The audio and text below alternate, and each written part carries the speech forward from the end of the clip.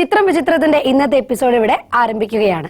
എല്ലാ പ്രിയപ്പെട്ട പ്രേക്ഷകർക്കും സ്വാഗതം. നമ്മൾ ഒരു സിനിമ കാണുമ്പോൾ അതിലെ ഏതെങ്കിലും ഒരു കഥാപാത്രത്തിന്റെ രീതികൾ നമ്മുടെ ഒരു അമ്മാവന്റെയോ മറ്റേതെങ്കിലും ബന്ധുവിന്റെയോ അതുമല്ലെങ്കിൽ നാട്ടിൽ പരിചയമുള്ള ഒരു വ്യക്തിയുടെ രീതിയുമായി സാമ്യമുണ്ടെങ്കിൽ ആ സിനിമ കാണുവാൻ ഒരു പ്രത്യേക സുഖമുണ്ടായിരിക്കും അല്ലേ? ആ സിനിമയും കഥാപാത്രവും നമ്മുടെ ഹൃദയത്തോട് ചേർന്ന് നിൽക്കുകയും ചെയ്യും. ഇത്തരം ഒരു അനുഭൂതി പ്രേക്ഷകർക്ക് സമ്മാനിക്കുവാൻ സാധിക്കുക എന്നത് എല്ലാ നടീനടന്മാർക്കും സാധ്യമായിട്ടുള്ളൊരു കഴിവല്ല. എന്നാൽ ആ പ്രത്യേകത ആവോളം ലഭിച്ചിട്ടുള്ള ഒരു നടനാണ് മലയാളികളുടെ പ്രിയപ്പെട്ട ശങ്കരാടി. മലയാള സിനിമയുടെ സ്വന്തം ശങ്കരാടിയുടെ വിശേഷങ്ങളാണ് ചിത്രം വിചിത്രത്തിന്റെ ഇന്നത്തെ എപ്പിസോഡിൽ നമ്മൾ പങ്കുവയ്ക്കുന്നത്. ഒരു നടൻ അഭിനയിക്കുന്നത് കാണുമ്പോൾ അയാൾ അഭിനയിക്കുകയാണെന്ന് തോന്നിപ്പിക്കാതിരിക്കുകയാണ് ആ നടന്റെ വിജയത്തെ സൂചിപ്പിക്കുന്നത്. മലയാള സിനിമയിൽ ആ ഗണത്തിൽപ്പെടുത്താവുന്ന നടനാണ് ശങ്കരാടിയും. അഭിനയത്തിന്റെ യാതൊരു പൊടിപ്പും തൊങ്ങലും ഇല്ലാതെ തികച്ചും സ്വാഭാവികമായ ഇടപെടലുകളാണ് ശങ്കരാടി തിരശീലയിൽ കാഴ്ചവെക്കാറ്. അതുതന്നെയാണ് ശങ്കരാടി എന്ന നടന്റെ പ്രസക്തിയും. തന്റെ ആദ്യ ചിത്രം മുതൽ ഇങ്ങോട്ട് മലയാള സിനിമയുടെ അഭിവാജ്യ ഘടകമായി മാറുവാൻ അദ്ദേഹത്തെ സഹായിച്ചത് തന്റെ ലളിതമായ അഭിനയം തന്നെയാണ്. തികച്ചും സ്വാഭാവികമായി തന്നെ നർമ്മമൊട്ടും ചോർന്നു പോവാതെ അഭിനയിക്കുവാൻ അദ്ദേഹത്തിന് സാധിച്ചിരുന്നു. ഡെയിലി 4 നേരം ലാവിഷ് ആയിട്ടുള്ള ഫുഡ്. 1960, 70, 80കളിലാണ് ശങ്കരാടിയുടെ സിനിമാ അഭിനയ ജീവിതത്തിലെ ഏറ്റവും തിളക്കമാർന്ന കാലഘട്ടം. അക്കാലത്തെ സിനിമാ പ്രസിദ്ധീകരണങ്ങളിൽ ശങ്കരാടിയെ മലയാളത്തിലെ ആദ്യത്തെ റിയലിസ്റ്റിക് ആക്ടർ എന്നും വിശേഷിപ്പിച്ചിട്ടുണ്ട്. അതിൽ ആർക്കും ഒട്ടും അതിശയോക്തി തോന്നിയിട്ടില്ല എന്നതാണ് സത്യം. താൻ അഭിനയിക്കുകയാണ് എന്നത് മറന്ന് തികച്ചും സ്വാഭാവികമായ രീതിയിൽ പെരുമാറുവാനുള്ള ശങ്കരാടിയുടെ കഴിവ് അപാരമാണ്. ഒരു സിനിമയിലെ രംഗം നിത്യജീവിതത്തിൽ സംഭവിക്കുമ്പോൾ നാം എങ്ങനെ പെരുമാറുമോ അതുപോലെയായിരുന്നു ശങ്കരാടിയുടെ പ്രകടനവും. 1960 മുതൽ ഇങ്ങോട്ടുള്ള 3 പതിറ്റാണ്ടുകാലം ശങ്കരാടി മലയാള സിനിമയിൽ തിളങ്ങിയത് ഒരു ഹാസ്യ താരമായിട്ടായിരുന്നു. അതും ഹാസ്യത്തിന്റെ തമ്പുരാക്കന്മാരായ അടൂർ ബാസി, ബഹദൂർ എന്നിവരോടൊപ്പം. അവരോടൊപ്പമെല്ലാം അഭിനയിക്കുമ്പോഴും തികച്ചും വ്യത്യസ്തനായി നിന്നത് ശങ്കരാടിയുടെ വേറിട്ട അഭിനയ ശൈലി കൊണ്ട് മാത്രമാണ്. ഹാസ്യ നടന്മാർ പൊതുവെ ഹാസ്യത്തിന്റെ പൊലിമയ്ക്ക് വേണ്ടി തങ്ങളുടെ ശരീരഭാഷയിലും സംസാര രീതിയിലുമെല്ലാം പൊടിപ്പും തൊങ്ങലും ചേർക്കാറുണ്ട്. എന്നാൽ അവിടെയും ശങ്കരാടി തികച്ചും വ്യത്യസ്തനായിരുന്നു. ഹാസ്യരംഗങ്ങളാണെങ്കിൽ പോലും തന്റെ അഭിനയത്തിൽ അദ്ദേഹം യാതൊരു അതിഭാവുകത്വവും കലർത്തിയിരുന്നില്ല. മലയാള സിനിമയിലെ ഏറ്റവും തിരക്കേറിയ നടന്മാരിൽ ഒരാളായ ശങ്കരാടി 700-ൽ പരം ചിത്രങ്ങളിൽ അഭിനയിച്ചിട്ടുണ്ട്. ഒരു തികഞ്ഞ ഹാസ്യ നടനായിരുന്ന അദ്ദേഹം 1980 മുതൽ സ്വഭാവ നടൻ എന്ന നിലയിലേക്ക് പരിണാമപ്പെട്ടു. അവിടെയും അദ്ദേഹത്തിന്റെ അഭിനയത്തിന്റെ അടിസ്ഥാന ശൈലിയിൽ മാറ്റമൊന്നും ഉണ്ടായിരുന്നില്ല. ഏതു സാഹചര്യത്തിലും ഭാവത്തിലുമുള്ള വേഷങ്ങളായാലും വളരെ സ്വാഭാവികതയോടെ അവതരിപ്പിക്കുവാൻ ശങ്കരാടിക്ക് സാധിച്ചു. മലയാളത്തിലെ എണ്ണം പറഞ്ഞ സ്വഭാവ നടന്മാരിൽ ഒരാളായി ശങ്കരാടി തിളങ്ങി. പറയാൻ ഉദ്ദേശിക്കുന്ന കാര്യങ്ങൾ പലപ്പോഴും പറയേണ്ട പോലെ പറയാൻ കഴിയുന്നില്ല. ഒരു തനി മലയാളിയുടെ നാടൻ വർത്തമാനങ്ങൾ ശങ്കരാടി കഥാപാത്രങ്ങളിലൂടെ കേൾക്കുവാൻ ഒരു പ്രത്യേക സുഖം തന്നെയാണ്. കണ്ണടച്ചിരുന്നാൽ നമുക്ക് പരിചയമുള്ള ആരോ വഴിവക്കിലോ വീട്ടിലോ ചായക്കടയിലോ ഇരുന്ന് സംസാരിക്കുന്നതായി നമുക്ക് തോന്നും. അതുതന്നെയായിരുന്നു ആ ശങ്കരാടി മാജിക്. ഇത് മാത്രമേ ഇവിടെ രക്ഷയുള്ളൂ. കാണിച്ചുതരാം.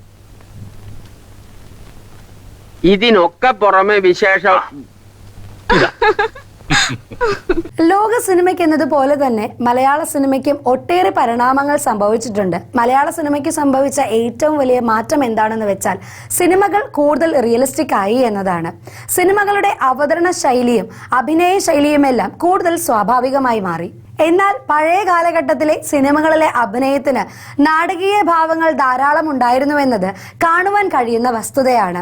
അത്തരം ഭാവങ്ങൾക്കിടയിലും തികഞ്ഞ റിയലിസ്റ്റിക് ശൈലി കൊണ്ട് വേറിട്ട അഭിനയം കാഴ്ചവെച്ച നടനായിരുന്നു സാക്ഷാൽ ശങ്കരാടി. നാളത്തെ പത്രത്തിൽ ഫ്രണ്ട് പേജിൽ തന്നെ വരുവാടേ. അയ്യോ, എന്റെ പൊന്നു പിള്ളത്തേക്ക് ചന്ദ്രശേഖര മേനോൻ എന്നാണ് ശങ്കരാടിയുടെ യഥാർത്ഥ പേര്. മേമന പരമേശ്വരൻ പിള്ളയുടെയും ശങ്കരാടിയിൽ തോപ്പിൽ പറമ്പിൽ ജാനകിയമ്മയുടെയും മകനായി ബ്രിട്ടീഷ് ഇന്ത്യയിലെ കൊച്ചി രാജ്യത്തുള്ള ചെറായിയിൽ 1924-ലാണ് അദ്ദേഹം ജനിച്ചത്. വർഷങ്ങൾക്ക് ശേഷം സിനിമാ ലോകത്തേക്ക് എത്തിയപ്പോൾ അമ്മ വഴി തനിക്ക് ലഭിച്ച വീട്ടുപേരായ ശങ്കരാടിയിൽ ചെറിയൊരു മാറ്റം വരുത്തി ശങ്കരാടി എന്ന പേര് അദ്ദേഹം സ്വയം സ്വീകരിക്കുകയായിരുന്നു. ഈ പേരിൽ തന്നെ അദ്ദേഹം അറിയപ്പെടുകയും ജീവിക്കുകയും ചെയ്തു. അതിനോട് ഞാൻ ശക്തിയായി യോജിക്കുന്നു. പറയുക തന്നെ വേണം. അത് മുഖത്ത് നോക്കി പറയണം. എറണാകുളം മഹാരാജാസ് കോളേജിൽ നിന്നുമാണ് ശങ്കരാടി തന്റെ ഇന്റർമീഡിയറ്റ് വിദ്യാഭ്യാസം പാസ്സാകുന്നത്. സിനിമയിൽ എത്തുന്നതിന് മുൻപ് തന്നെ രാഷ്ട്രീയം, പത്രപ്രവർത്തനം, നാടക അഭിനയം തുടങ്ങിയ വിവിധ മേഖലകളിൽ അദ്ദേഹം പ്രവർത്തിച്ചു. ആദ്യകാലത്ത് അദ്ദേഹം ഇന്ത്യൻ നാഷണൽ കോൺഗ്രസ് പാർട്ടിയിലെ അംഗമായിരുന്നു. പിന്നീട് അദ്ദേഹം കമ്മ്യൂണിസ്റ്റ് പാർട്ടി ഓഫ് ഇന്ത്യയിൽ ചേർന്നു. 1964 CPI രണ്ടായി പിളർന്നപ്പോൾ അദ്ദേഹം തന്റെ പാർട്ടി അംഗത്വം ഉപേക്ഷിച്ചു. പിന്നീട് പൂർണ്ണമായും തന്റെ ശ്രദ്ധ നാടകരംഗത്തേക്ക് തിരിക്കുകയായിരുന്നു. സദാചാരബോധവും സന്മാർഗനിഷ്ഠയുമില്ലാത്ത രാഷ്ട്രീയം മടുത്തിട്ടാണ് ഞാൻ ഒറ്റയ്ക്ക് പ്രചരണം തുടങ്ങിയത്. രാഷ്ട്രീയ പ്രേരമില്ലാത്ത പല സംഘടനകളും ഞാൻ ഉണ്ടാക്കി. ഒടുവിൽ എന്തു പറ്റി? ഞാൻ പുറത്തായി, സംഘടനകളൊക്കെ രാഷ്ട്രീയക്കാരുടെ പോക്കറ്റിലുമായി. CPI പാർട്ടിയിൽ അംഗത്വമുള്ള സമയം ശങ്കരാടി ബറോഡയിൽ മറൈൻ എഞ്ചിനീയറിംഗ് പഠിക്കുന്ന കാലം കൂടിയാണ്. ആ സമയത്ത് ബറോഡ റെയിൽവേസിലുണ്ടായ ട്രേഡ് യൂണിയൻ മൂവ്മെന്റിൽ അദ്ദേഹം പങ്കെടുത്തു. അതേ കാലഘട്ടത്തിൽ തന്നെയാണ് മുംബൈ ആസ്ഥാനമാക്കി പ്രവർത്തിച്ചിരുന്ന ലിറ്റററി റിവ്യൂ എന്ന പത്രത്തിൽ ജേർണലിസ്റ്റായി പ്രവർത്തിക്കുവാനുള്ള ആഗ്രഹം അദ്ദേഹത്തിന്റെ മനസ്സിൽ കടന്നു വരുന്നത്. അങ്ങനെ അദ്ദേഹം മറൈൻ എഞ്ചിനീയറിംഗ് പഠനവും ഉപേക്ഷിച്ചു. എന്നാൽ പത്രപ്രവർത്തന മേഖലയിലും അധിക നാൾ ശ്രദ്ധ കേന്ദ്രീകരിക്കുവാൻ ശങ്കരാടിക്ക് സാധിച്ചില്ല. തന്റെ മേഖല അഭിനയമാണെന്ന് തിരിച്ചറിഞ്ഞ അദ്ദേഹം നാടക മേഖലയിലേക്ക് ശ്രദ്ധ തിരിക്കുകയായിരുന്നു.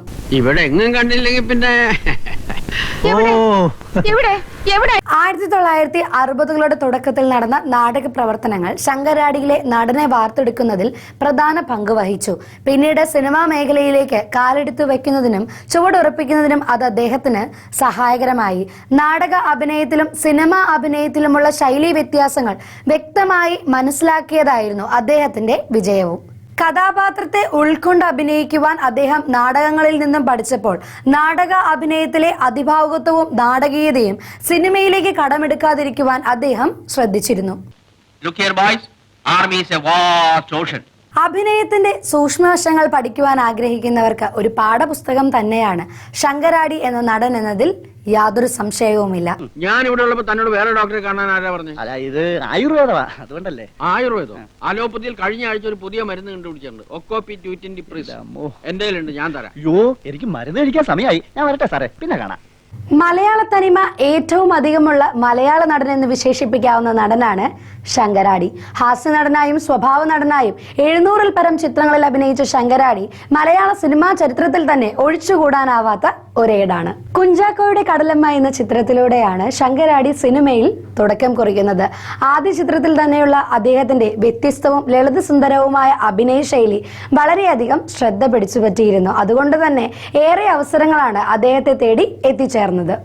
മലയാളത്തിലെ ആദ്യത്തെ മുഴുനീള ഹാസ്യ ചിത്രം പുറത്തു വന്നത് 1968 P. വേണു സംവിധാനം ചെയ്ത വിരുദ്ധൻ ചങ്കു എന്ന സിനിമയിൽ ശങ്കരാടി ശ്രദ്ധേയമായ ഒരു വേഷം കൈകാര്യം ചെയ്തു.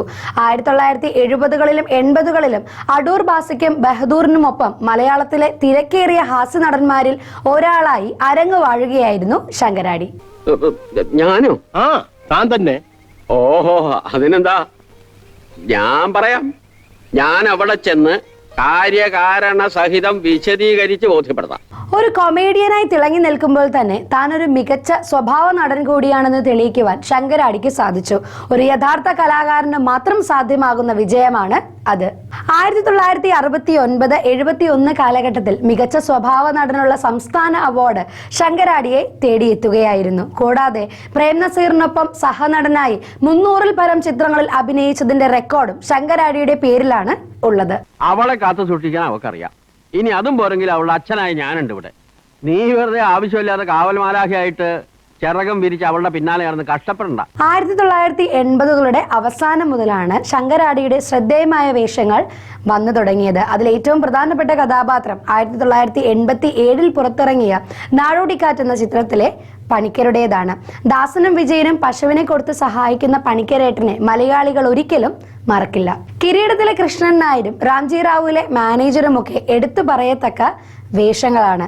MT വാസുദേവൻ നായരുടെ തിരക്കഥയിൽ ഭരതൻ സംവിധാനം ചെയ്ത താഴ്വാരം എന്ന സിനിമയിലെ ഒരു മുഴുനീള അച്ഛൻ വേഷമായ നാണു എന്ന കഥാപാത്രം ശങ്കരാടിയുടെ അഭിനയ ജീവിതത്തിലെ ഒരു നാഴികക്കല്ല് തന്നെയാണ്. മലയാളികളുടെ മനസ്സിൽ ചിരപ്രതിഷ്ഠ നേടിയ മറ്റൊരു ശങ്കരാടി കഥാപാത്രമാണ് സന്ദേശം എന്ന ചിത്രത്തിൽ പാർട്ടി ക്ലാസുകൾ എടുക്കുന്ന കുമാരപിള്ള സാർ. ഞാൻ പരിശോധിച്ച് മരുന്നിന് എഴുതി തരാം. ഏയ്, അവൾക്ക് ഒരു കുഴപ്പമില്ല. She is perfectly all right. Godfather, Vietnam Colony, പപ്പയുടെ സ്വന്തം അപ്പൂസ്, മിന്നാരം, കാബൂളിവാല, സ്ഫടികം, അനിയത്തിപ്രാവ്, ആറാം തമ്പുരാൻ തുടങ്ങി ധാരാളം ചിത്രങ്ങൾ ശങ്കരാടിയുടെ അഭിനയ പാടവം കൊണ്ട് സമ്പന്നമാക്കപ്പെട്ടവയായിരുന്നു. തന്റെ ജീവിതത്തിന്റെ ദീർഘകാലവും ബാച്ചിലറായി ജീവിച്ച ആളാണ് ശങ്കരാടി. ഒടുവിൽ 1980കളുടെ അവസാനത്തോടെയാണ് ശാരദയെ വിവാഹം ചെയ്യുന്നത്. ക്ഷീണിതനായി വിശ്രമ ജീവിതത്തിന് നിർബന്ധിക്കപ്പെടും വരെ അഭിനയമായിരുന്നു അദ്ദേഹത്തിനെല്ലാം. 1998 ഫാസിൽ സംവിധാനം ചെയ്ത് പുറത്തിറങ്ങിയ ഹരികൃഷ്ണൻസ് ആയിരുന്നു ശങ്കരാടിയുടെ അവസാന ചിത്രം. ഈ വീട് വിട്ട് പുറത്തിറങ്ങാൻ തോന്നാത്ത തരത്തിലുള്ള സർവ്വ കളിപ്പാട്ടങ്ങളും ഞാനിവിടെ വാങ്ങിച്ചു വെച്ചിട്ടുണ്ട്. ഇന്ന് ഇവിടെ ആർക്കും ഉറങ്ങാൻ പറ്റില്ല എന്നുള്ള കാര്യം ഉറപ്പാ. ഒരു കാലത്ത് മലയാള സിനിമയിലെ നിറസാന്നിധ്യമായിരുന്ന ശങ്കരാടി എന്ന നടൻ ഇന്ന് മലയാളികളുടെ മനസ്സിൽ നിറസാന്നിധ്യമായി നിലകൊള്ളുന്നു. ഏതൊരു സാധാരണക്കാരന്റെയും പ്രതിനിധിയായ ശങ്കരാടിയെ മലയാളികളായ നമുക്കൊരിക്കലും മറക്കുവാൻ സാധിക്കില്ല. ചികിത്സയേക്കാൾ പ്രതിരോധം കൊണ്ട് തുടച്ചു നീക്കുവാൻ പറ്റുന്ന ഒന്നാണ് ക്ഷയം. ക്ഷയരോഗത്തിനെതിരെ നമുക്ക് ഒന്നിച്ചു പോരാടാം. മറ്റൊരു താരത്തിന്റെ വിശേഷങ്ങളുമായി നമുക്ക് അടുത്ത എപ്പിസോഡിൽ കാണാം. അതുവരെ this is Angel Mary signing off. By.